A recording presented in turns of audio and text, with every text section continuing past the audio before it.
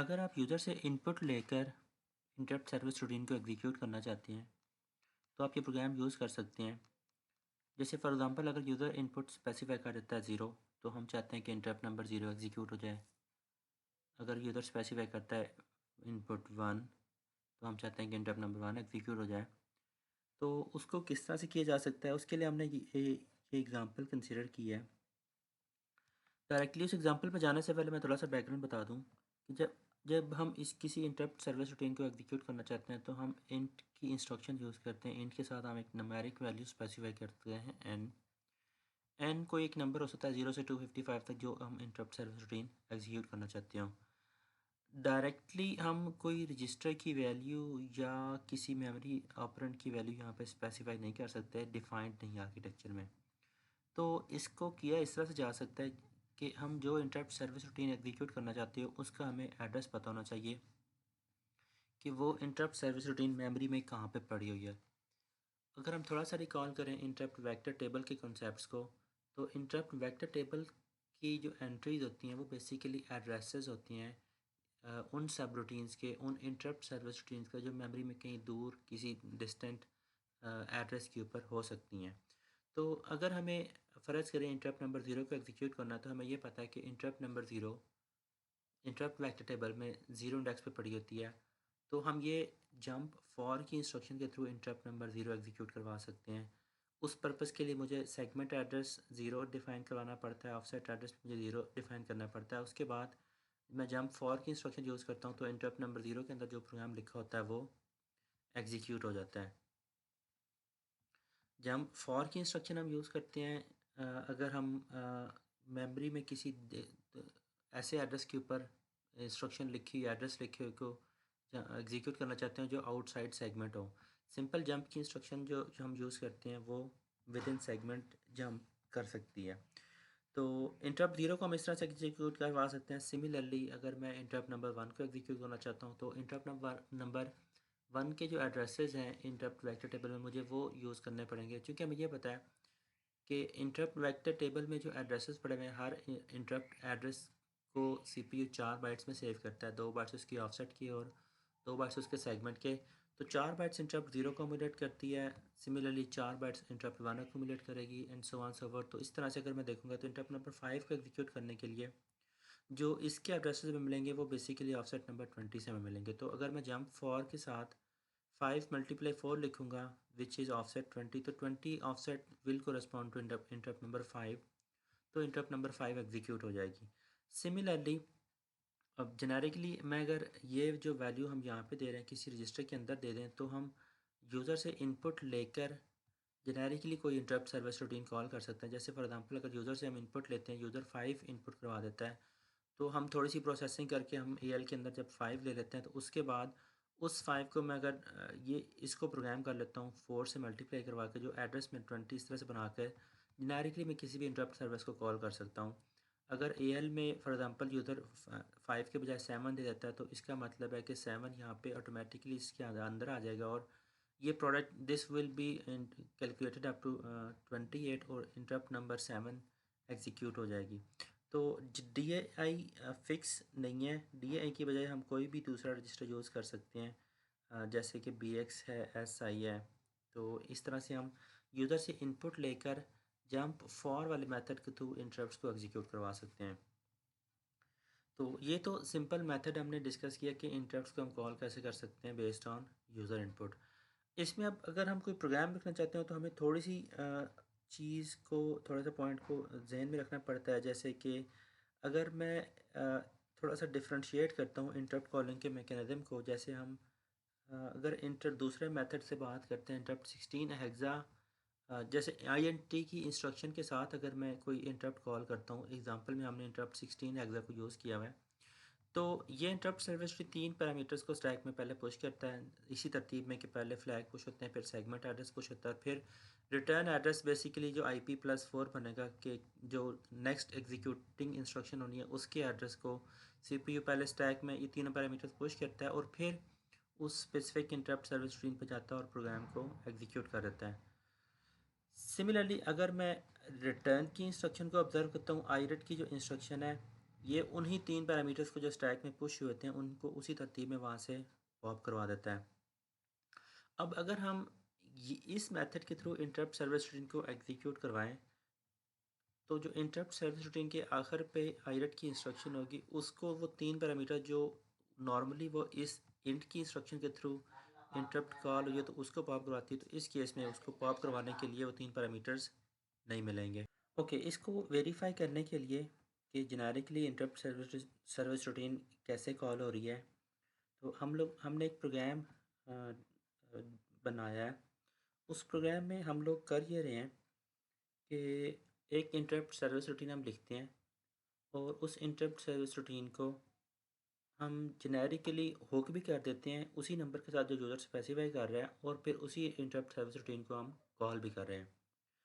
ये हम कर इसलिए रहे हैं क्योंकि अगर हम जेनेरिकली यूज़र से इनपुट लेके कोई इंटरप्ट सर्विस रूटीन एग्जीक्यूट करते हैं तो हमें कंफर्म नहीं होगा कि स्पेसिफिकली वही वाली इंटरप्ट सर्विस रूटीन एग्जीक्यूट हुई भी है या नहीं। तो इसको पहले एग्जांपल में हम लोग ऐसे करते हैं कि हमने एक इंटरप्ट सर्विस रूटीन लिखी हुई जिसके अंदर हम काम एक्स्ट्रा कुछ नहीं कर रहे, हम जस्ट ये एक मैसेज डिस्प्ले करवा रहे हैं। Let's say the message is के जो ये बता रहा है कि जो यूज़र ने इनपुट दिया है, हमने उसी इनपुट के साथ अपनी इंटरप्ट सर्विस रूटीन को हुक कर दिया। इसका मतलब है कि जब भी मैं कोई इंटरप्ट कॉल करूँगा तो मेरा यही वाला प्रोग्राम एग्जीक्यूट होगा और यही वाला मैसेज हमें स्क्रीन के ऊपर डिस्प्ले होगा। तो हमें हुकिंग के कॉन्सेप्ट का तो आइडिया है कि हम इस इंटरप्ट सर्विस रूटीन को किसी इंटरप्ट के साथ हुक कैसे कर सकते हैं। इसको मैं क्विकली दिखाता हूँ, फिर इसको हम सिमुलेट करके वेरीफाई भी कर लेते हैं। जैसे मैंने किया, ये एक्स्ट्रा सेगमेंट को पहले 0 से इनिशियलाइज़ करवा लिया, उसके बाद हमने यूज़र से इनपुट ले ली। इनपुट लेने के बाद हमने नंबर को 30 एग्ज़ा माइनस कर दिया, तो now A L contains the number जो यूज़र ने इनपुट किया। फॉर एग्जांपल यूज़र ने अगर 5 दिया होगा तो हमको ए एल के अंदर इस इंस्ट्रक्शन के बाद हमें 5 मिल रहा होगा। उसके बाद उसी नंबर को मैं 4 से मल्टीप्लाई करवा रहा हूँ बेस्ड ऑन दिस लॉजिक जो हमने यहाँ पे ऊपर डिस्कस किया है कि चूँकि हर इंटरप्ट के लिए 4 बाइट्स सीपीयू यूज़ करता है, तो किसी एक स्पेसिफिक इंटरप्ट के एड्रेस के ऊपर जाने के लिए हमें 4 से मल्टीप्लाई करना पड़ेगा।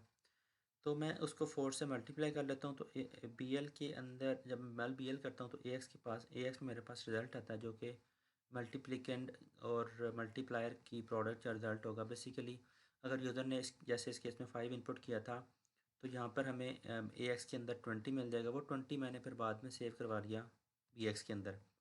उसके बाद मैंने जेनेरिकली इस वैल्यू को यूज़ करते हुए मैं उसको हुक कर देता हूँ। फॉर एग्ज़ाम्पल अगर मैं ये 4 इंस्ट्रक्शंस को यूज़ करता हूँ, तो बी एक्स में इस केस में 20 होगा, यहाँ पे 20 + 2 22 होगा। इसका मतलब 20 और 22 वाले एड्रेसेस के ऊपर हमने अपनी इंटरप्ट सर्विस रूटीन को हुक कर दिया। सिमिलरली अगर फ़र्ज़ करें किसी दूसरी एग्जांपल में, अगर यूज़र इनपुट 0 करवा देता है, जब ए एल के अंदर 0 आएगा तो बी एक्स के अंदर यहाँ पे हमें 0 मिलेगा। इसका मतलब है कि हम 0 और 2 वाले एड्रेसेस के ऊपर अपने ऑफसेट और सेगमेंट को राइट करवा रहे हैं। इसका मतलब होगा कि हमने इंटरप्ट 0 को हुक कर दिया। तो जेनेरिकली हमने यूज़र इनपुट की बेस पे इंटरप्ट्स अपनी इंटरप्ट सर्विस रूटीन को किसी भी इंटरप्ट के साथ हुक कर दिया इस केस में, ठीक है। अच्छा, इसके बाद अब चूँकि हमने यहाँ पे देखा था कि जब इंटरप्ट वैसे कॉल करते हैं तो सीपीयू 3 पैरामीटर्स को पुश करता है और जो बाद में वो आईरेट की इंस्ट्रक्शन वो 3 पैरामीटर्स को निकाल लेती है।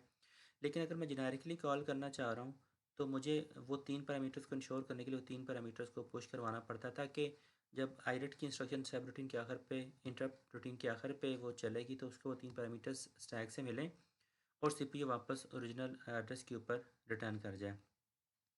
तो ये काम करने के लिए हमने किया ये, पहले उसी तरह से हमने फ्लैग पुश कर दिए, सेगमेंट पुश कर दिया और फिर आखिर पे हमने ऑफसेट एड्रेस पुश कर दिया। ऑफसेट एड्रेस बेसिकली मैंने डेलिबरेटली खुद चूज़ किया लेवल 2 जो इस इंटरप्ट कॉल के आखिर पे हमने रखा हुआ है। तो इसका मतलब है कि जब CPU interrupt service routine execute कर लेगा तो वो इस लेवल 2 पे जंप कर जाएगा यूजिंग दीज टू एड्रेसेस, जो कि बेसिकली कोड सेगमेंट का हमारा सेगमेंट एड्रेस है और ऑफसेट हमारा लेवल 2 है। और फिर इसके बाद से प्रोग्राम यहाँ से टर्मिनेट हो जाता है। इसको हम लोग वेरीफाई कर लेते हैं दो डिफरेंट इनपुट्स देके।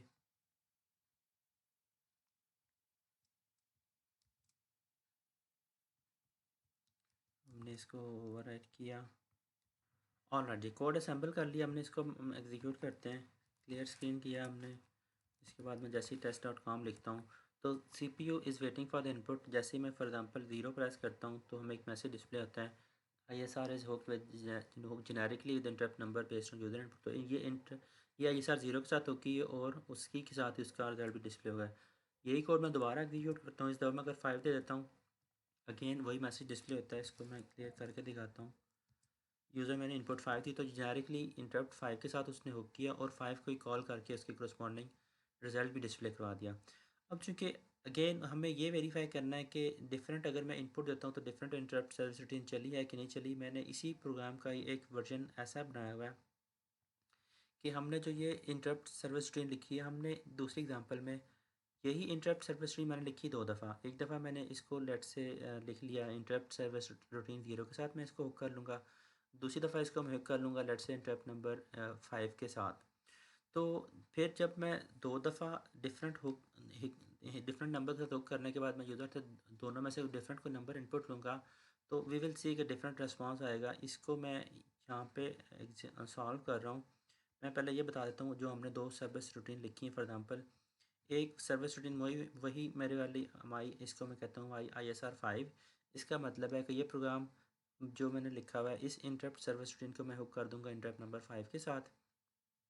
सिमिलरली मैंने एक और इंटरप्ट सर्विस रूटीन यहाँ पे लिखी हुई है ऐश के नाम से, इसको मैं हुक कर दूंगा इंटरप्ट नंबर 0 के साथ। तो ये दो डिफरेंट मैसेज डिस्प्ले करेंगे। ये स्ट्रिंग 5 के करस्पॉन्डिंग मैसेज डिस्प्ले करेगा, ये वाला स्ट्रिंग 0 के करस्पॉन्डिंग मैसेज करेगा। और जो इन दो स्ट्रिंग्स के अंदर हमने मैसेज टाइप किए हैं वो ये है कि बेसिकली हम ये बता रहे हैं कि you have called interrupt 0 based on user input 0।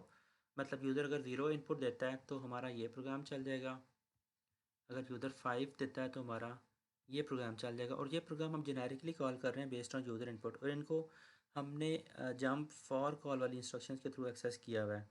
तो ये जो सब सर्विस रूटीन है ये हुक हुई हुई है इंट 0 के साथ, और जो दूसरी सर्विस रूटीन है ये हुक हुई हुई है इंटरप्ट नंबर 5 के साथ। देखते हैं हम इसको हम जहाँ पे हुक किया हुआ है वहाँ से हम वेरीफाई भी कर लेते हैं। Here are the two hooking instructions. देखें यहाँ पर ये बता रहा है कि इंटरप्ट 0 हुक हुई हुई है, ये बता रहा है कि इंटरप्ट नंबर 5 हुक हुई है। तो अगेन इसको हमने इंटरप्ट 0 का हुआ है, इसको हमने इंटरप्ट नंबर 5 की करस्पॉन्डिंग प्रोग्राम का हुआ है। अच्छा, चूँकि ये दो हमारे अपने नॉन प्रोग्राम्स हैं जिनकी हमें आउटपुट पता है, तो हम वेरीफाई कर सकते हैं कि बेस्ड ऑन यूज़र इनपुट वो specific interrupt service routine execute होती है कि नहीं होती है। दोनों के केस में हमने जंप फॉर कॉल यूज़ जब करेंगे BX के अंदर वैल्यू आएगी बेस्ड ऑन यूज़र इनपुट के, या तो यूज़र ने 0 दिया तो ये 0 हो जाएगा, यूज़र ने अगर 5 दिया हुआ तो BX के अंदर 20 आ जाएगा। और बाकी उसी तरह से हमने फ्लैग सेगमेंट और ऑफसेट की वैल्यूज़ को पुश किया हुआ ताकि प्रोग्राम वापस लेवल 2 पे आएगा जब भी वो इंटरप्ट सर्विस रूटीन कंप्लीट होगी। तो अगेन इंटरप्ट एक्स्ट्रा सेगमेंट को मैंने 0 से इनिशलाइज करवा दिया। यूज़र से मैं इनपुट लेता हूँ, उसके डिजिट में बना लेता हूँ AL के अंदर, उसको मैं 4 से मल्टीप्लाई करता हूँ ना। BX कंटेन्स द नंबर जो हम यूज़ करेंगे कोई एक ख़ास इंटरप्ट सर्विस रूटीन को कॉल करने के लिए। तो यहाँ से ये एग्जांपल हम अगर एग्जीक्यूट करके टेस्ट करेंगे तो हमारा वेरीफाई हो जाएगा कि जेनेरिकली कोई एक specific interrupt service routine execute हो रही है या नहीं हो रही। तो इसको मैं यहाँ पे जैसे test.com, देखिए अब यूज़र वेट कर रहे हैं। अब अगर हम दो में से कोई भी नंबर देंगे 0 या 5 में से, तो उसके करस्पॉन्डिंग दो मैसेज में से कोई एक मैसेज डिस्प्ले होगा। हमने देखिए हमने ये दोनों सब रूटीन्स को मैनुअली कॉल नहीं किया, हम कर ये रहे हैं, हम इंटरप्ट कॉलिंग कर रहे हैं यहाँ पे इस इंस्ट्रक्शन के थ्रू। तो इंटरप्ट कॉलिंग में हम अपनी मर्ज़ी से अगर 0 देते हैं तो इंटरप्ट 0 हम एग्जीक्यूट करवा रहे हैं, अगर इसको मैं 5 देता हूँ तो ये इंटरप्ट नंबर 5 को कॉल कर लेगा। और दोनों के केसेस में हमने नॉन मैसेज डिस्प्ले करवाए हैं टू वेरीफाई कि हमारा प्रोग्राम सही चल रहा है। जैसे इस केस में 0 देता हूँ, यू कैन सी कि यहाँ पे मैसेज डिस्प्ले होता है कि इंटरप्ट 0 आपने कॉल कर लिया है। इसको मैं क्लियर करके दोबारा एग्जीक्यूट करता हूँ। इस दफ़ा मैं अगर 5 देता हूँ, यू कैन सी कि मैसेज डिस्प्ले हो रहा है कि आपने इंटरप्ट नंबर 5 को कॉल किया। तो आप ये प्रोग्राम यूज़ कर सकते हैं जेनेरिकली अगर आप किसी इंटरप्ट सर्विस रूटीन को एग्जीक्यूट करना चाहते हो अप टिल दिस पॉइंट। यहाँ तक इतना प्रोग्राम आप यूज़ कर सकते हैं जेनेरिकली अगर आप किसी इंटरप्ट सर्विस रूटीन को एग्जीक्यूट करना चाह रहा है। जो नीचे हमने ये काम किया हुआ, ये बेसिकली हम उनको वेरीफाई करवा रहे हैं अपने तरीके से कि हमारा प्रोग्राम ठीक तरह से एग्जीक्यूट हो रहा है या नहीं हो रहा।